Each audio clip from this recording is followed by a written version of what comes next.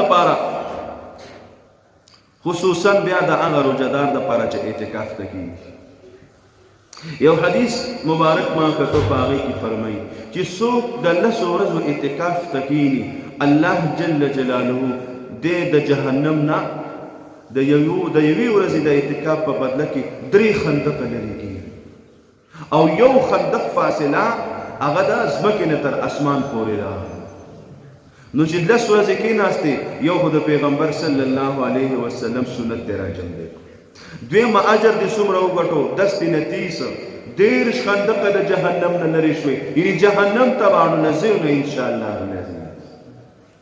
جهنم نه به دې الله لرې ساتي. یو حدیث بل ما کوتو په هغې کې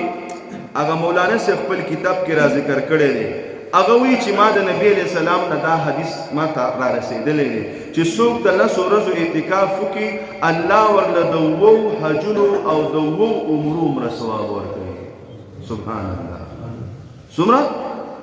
2 حجه او 2 عمرې. د اعتکاف لپاره بهترین ځای کوم ځای دی؟ حرم شریف و. خدای دې مونږ تاسو بوتلی.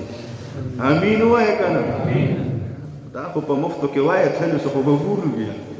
خو چې الله جل جلاله څوک وغواړي یا به دلته ناست یو چې دسه ته هلکه پلانکې حج ته لاړې دا چا ولېږو؟ الله ولېږو. یو بابا والله دې مغفرت نصیب کې اوس وفات دی. د جمعې ورځ د رشته دغه شانتې روژه وه تسبیح اړولې ما ته یې استاذ وایم ولې؟ وایي دغه نه چې عمرې له یا حج له مالپسې شي لاړ شمه وایي عمره او حج خو په پیسو نه دی نو مالپسې شي دی وایي دا خو چې الله وغواړي وبودي ځي که نه مال بس الله مې دې بوځي وایي داسې خو نه چې الله مې دې بوځي لکه دوا وکړو مضبوطه دوا وکړو مونږ نو چې دوا وکړو نو لومبی د اعتکاف دپاره بهترین ځای کوم یو دی؟ حرم شریف. ولې؟ هلته یو مونځ په څو دی؟ په 1 لاک او رمضان دی د کروړونو نه خبرې اوري د یو مونځ د کروړو نه خبر اوري په حرم شریف کې. او بیا د اعتکاف څومره اجر دی؟ بیا د دې نه پس مسجد نبوي کې یو مونځ په څو دی؟ په 50,000 باندې. دې جومات کې یو مونځ وکړو مسجد نبوي کې د یو مونځ وکړو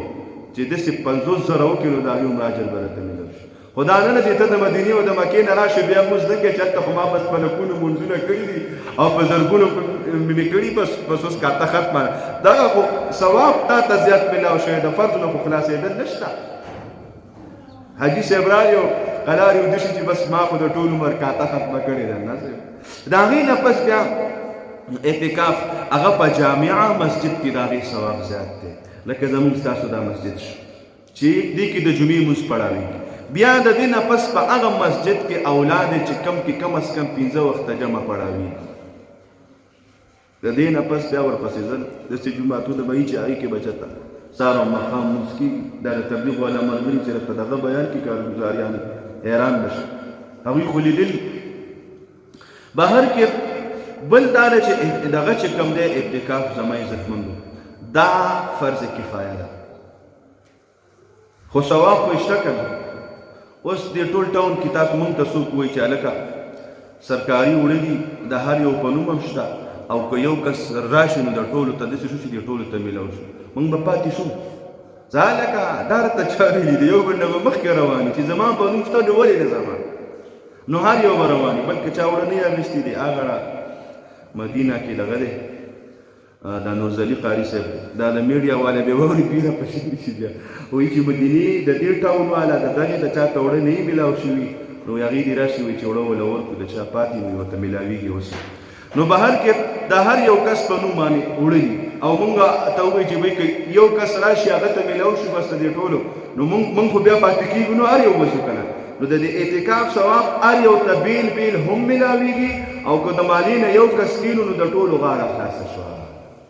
خو که نه کوشش وکړو انشاءالله مونږ مشران نوجوانان نیت وکړو چې اعتکاف ته کېږو. ولې چې د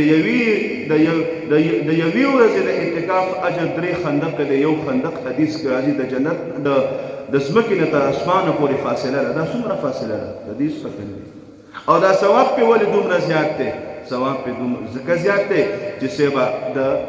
د جنازې نه ته پاتې شولې د غم خادې نه دي پاتې شولې د تپوس نه پاتې شولې بل د دې نه لوی اجر کم کېدی شي چې ته راشې او د الله په در کې الله ته پریوزي او د الله په دروازه کې الله ته پریوزي چې الله بس زه درته راغلم خدایه زه تا نه غواړم چې ته زما مغفرت وکړه ته زما مسایل حل کړه زما د دنیا او د آخرت مشکلات حل کړه بس یو چاته چې په دروازه کې کینی هغه به بیا ستا مشکل نه حل کوي چاته دروازه ورته په دروازه کې ناست چې ماله به دا چل کوي خامخا به کوي هغه او الله جل جلاله مشکل کشا دی حاجت روا دی زنانه په کورونو کې کینو ځان نه یو ځای مختص کو په هغې کې کینو د اعتکاف په نیت باندې د اعتکاف بیا خیال ساتو یو چې څوک اعتکاف ته کینو چې دا سوچ نه کوو چې زه کېنم پلانکې به مې د مبارکۍ له راځي بل کال زه م ورغلم پلانکې به مبارکۍ له راځي د دې نه به واده نه جوړی چې راځه او د پیپسیانې به د پلانکي صاحب زوی ناست دی راځئ چې ورشو نو هغه له کېنې نو هغه جسر روزانه د جوسو ډبي او یو شی ساتلی چې بیا به بېګاله هغه څوک مبارکۍ له راشي دا مبارکیانې په جوماتونو کې خصوصا د اعتکاف دا تاسو د هغه اعتکاف دغه کوي خرابوي ته چې راشي ته خو ورته دا نه وایې که نه چې یاره د دوزخ نه د نجات دپاره موږ ته دعا کوه ځان ته کوه ته خو چې راشي څنګه یې جوړې د دنیا قصې پسې وکړې او تېزې موږ ته خو چې چانس میلاویږي په جومات کې د دنیا خبرې کوو نو مهرباني یو به په دې نیت کې نه بل به دا ووایي چې بهی ما له څوک مبارکۍ له مه راځئ ټیک ته د ثواب کار دی دا اختر په ورځ چې ما سره میلاویږي د دې پکې ما له مبارکي راکړه نو دا غم خادي به په د اعتکاف کې نه کوو بل چې کوم ملګري چې کوم کیني اکثر خو نشته دی او چې کوم نیت مې په جومات کې چې کینو وروره وره زمونږ د مشرانو څومره ښایسته طریقې وې هغوی به چې کله اعتکاف ته کېناستل مخ به یې پټ ساته خبرې به یې چا سره نه کولې په بالپین باندې به یې لیکل کول ټیک ته چې شریعت کې د خولې د خبرو چې کومې جایز دي ستا حاجت دی ته ویلی شي په خوله ویلی شي خو د هغه خوله ویلي نه اوس داسې جوړ شو چې ګپې شپې دې شروع شي نو هغوی به احتیاط کو په کاغذ به لیکل کول یا به په پس پس باندې خبرې کولې د دې د وجې نه چې د اعتکاف کومه مرتبه ده چې هغه مرتبه ماته میلو شي نو چې په لاره لکه مخکې خو به په مسجدونو کې غسلخانې او دا ځای دغه نه و که نه پټو ته به تلل نو په مخ باندې به یې رومال یا څادر راچولی نو زنانو به مې پلانکې روان دي ماشومانو به مې پلانکې بابا روان دي نو مخ به یې ځکه پټو چې بدنظري ونی شي ګناه کې واقع نشم د دنیا هغه چې کوم څادر دی چې هغه رامنې روان اچولی شي لا باړې او واپس پرې راغلی خپله تقاضا به یې برابر کړه اوس په جومات کې هر څه شته دی خو خبرې ګپ شپ اعتکاف چې کله په اعتکاف کې د دنیا خبرې بغیر د ضرورت نه شروع شي اعتکاف کې سر خوري ماتیږي اجر دی بیا به درته الټه ګناه میلاویږي یو به د خدای د کور بېادبۍ نه ځان ساتئ دا شعائر الله دي او بله دا ده چې د اعتکاف په دې خیال ساتي درېیمه دا ده چې کوم مقصد در راغلی چې هغه مقصد درته میلو شي بله د اعتکاف پیدا دا ده چې اډوانسو کې د لیلة القدر شپه د ده په زندګۍ کې راشي اډوانسو کې چې دی کینی اوس که دی ودی کوي ښي د لیلة القدر شپې په فضیلت کې دی داخلي په دغه شپه باندې فرشتې راکوزیږي باقاعده اولیاء کرام لوی خلکو سره هغوی سره باقاعده لیدل کتل کېږي د هغوی نوټس یې اخیستی شي نو اخري لس شپې دي دا پکې مه ګوره چې نن جفت دی او نن تاک دی که درته مې وویله چې هلکه هره شپه میلاویږي بیا به پکې د جمعې او د خالي نه ګوري خو راخوښې به چې هلکه تروړه ده اوس غلوې صحیح ده نو هره شپه موږ دپاره اجر میلاویږي په دې کې به دا ناطقه شپه م راشي جفت او تاک دواړه ګوره